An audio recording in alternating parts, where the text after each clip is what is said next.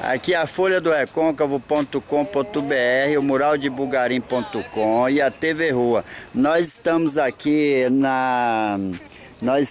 no passeio público em frente ao lado do Vila Velha e hoje um grupo de voluntários de ciclistas baianos resolveram aqui fazer voluntariamente a implantar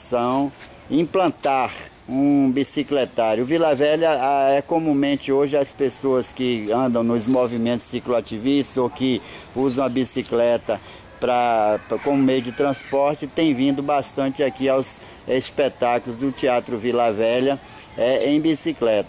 E nós estávamos aqui nos trabalhos, de repente nós escutamos aqui uma conversa e terminou nossos ouvidos sendo chamada a atenção para esse grupo que está aqui exatamente, dá para perceber todos interessados também ou no uso na bicicleta ou no incentivo à bicicleta como meio de transporte. Aí eu estava escutando a senhora, não tudo, eu queria que a senhora dissesse alguma coisa sobre isso. Como a senhora vê a bicicleta, o carro hoje nessa cidade nossa de Salvador? A cidade está saturada de carros, então temos que procurar meios alternativos de locomoção, principalmente num primeiro passo em pequenos trajetos, porque hoje você vê pessoas pegando o carro para andar 300, 400 metros e depois paga 150, 200 reais para ficar parado numa esteira meia hora.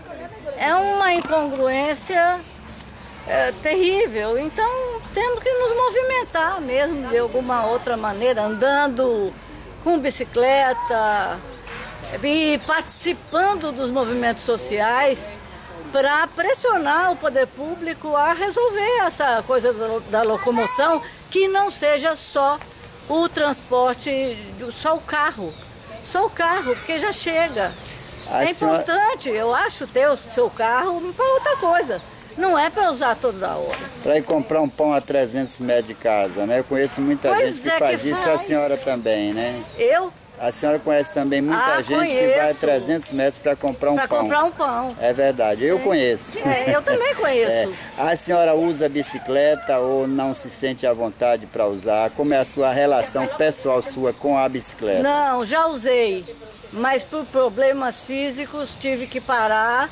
Mas meu meio de locomoção maior são as duas pernas mesmo. Que também é muito interessante. Dona Regina, muito obrigado, viu, a senhora? Agora, Cici, eu sempre ouvi Cici. Inclusive tive uma colega com esse nome. A pronúncia é Cici ou Cici, ainda mais que você confirmou que seu nome foi em função do filme. A pronúncia é Cici, segundo a minha mãe, então...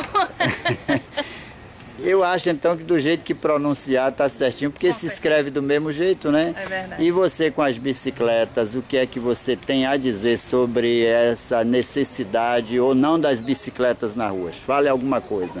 Se você usa também, enfim, sua relação com carro e com bicicleta. Eu acho realmente que as ruas estão saturadas e que a gente desenvolveu essa tendência de depender de fonte de energia externa em vez de consumir nossa própria energia, andando, pedalando, subindo escada. E a gente se tornou dependente de elevador, de carro, enfim, de motores. E quando a gente poderia estar usando nossa própria energia para se locomover. Pelo menos para pequenas distâncias, né? E você usa também bicicleta, você pedala, você já pedalou? Olha, o que é que falta para voltar a pedalar? Eu tenho uma bicicleta, estou querendo colocar uma cestinha nela, preciso comprar um capacete, né? E eu pedalo, mas eu sou ainda não muito coordenada na bicicleta, eu caio. Então nós vamos aqui lhe indicar o professor Lázaro, que ele vai até a sua casa, onde você marcar, ele dá umas aulas que você vai ficar prontinha para não cair mais, mesmo se for andar com uma certa rapidez. Eu gostaria muito que tivessem paraciclos na cidade, nos shoppings, nos bancos, porque, por exemplo, eu não tenho carro, mas eu moro perto de um shopping e eu poderia ir para esse shopping de bicicleta. E só que lá não tem para Qual é o shopping? Salvador Shopping. Não tem? Eu acho que não, assim, eu pelo menos escrevi para eles no Facebook, colocando que eles têm um ponto de ônibus executivo na frente do shopping e que aquilo ali fica escuro, fica inseguro, que 2 vezes eu já fui pegar ônibus ali e as pessoas se aproximam dizendo, a gente queria pegar ônibus aqui, mas a gente ficou com medo de ficar sozinha e tal. E só que eu não obtive resposta. Então você só está faltando um treinozinho e um bicicletário para você ir para o shopping, no com caso certeza, de com bicicleta. certeza, sem dúvida. Senhor Daniel, agora é o senhor que já andou muito com bicicleta. Ele já estava conversando aqui que ele andou muito de bicicleta. Ele é argentino, né? Aí o senhor vai contar essa história para nós aí. Bom, sou argentino, mas não vou contar muito essa história. Realmente a situação era próxima a de Sisi, ¿no? O sea, morava num povoado que a 500 metros estavam todos os serviços concentrados numa estação, né? Eu ia, né? Toda a minha juventude, ¿no? E a minha adolescência foi na bicicleta, ¿no? Pegava a bicicleta, minha mãe me mandava, vai comprar pão, vai comprar, né? Iba lá de bicicleta. E fazíamos percursos um pouquinho maiores. Mas eu queria contar outra coisa, já que fique à vontade. É mais relevante.